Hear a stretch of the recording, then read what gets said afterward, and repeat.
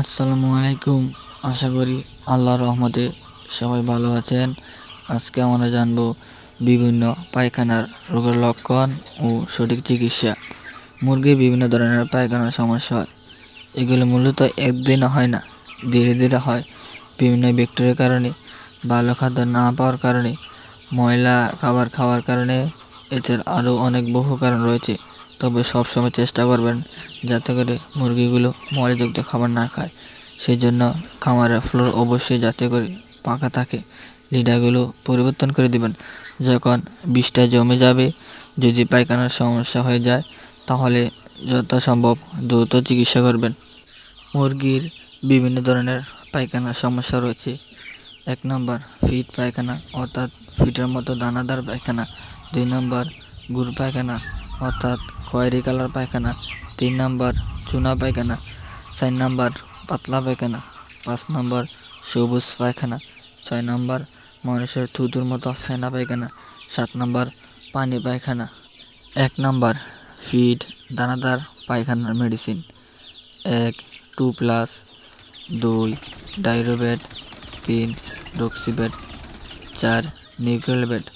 উক্ত সকল ওষুধ একত্রে খাওয়াতে হবে।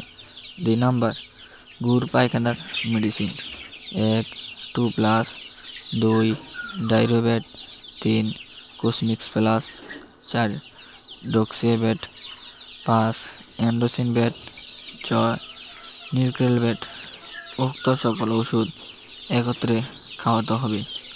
৩ নম্বর পাতলা পায়খানার মেডিসিন: ১ ফিল্মের ট্যাবলেট, ২ ডাইরোবেট, ৩ 2+, ৪ উডস্যালাইন, ৫ মাইকোনিক বেট।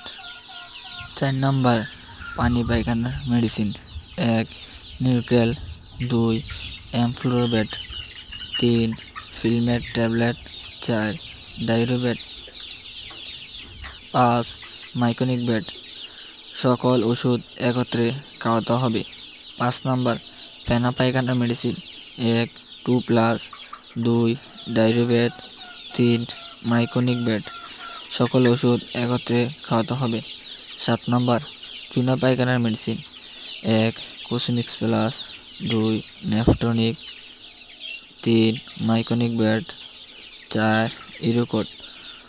উপরোক্ত সকল ওষুধ একত্রে খাওয়াতে হবে।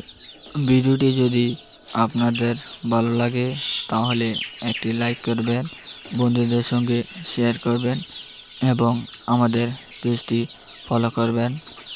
আল্লাহ হাফেজ।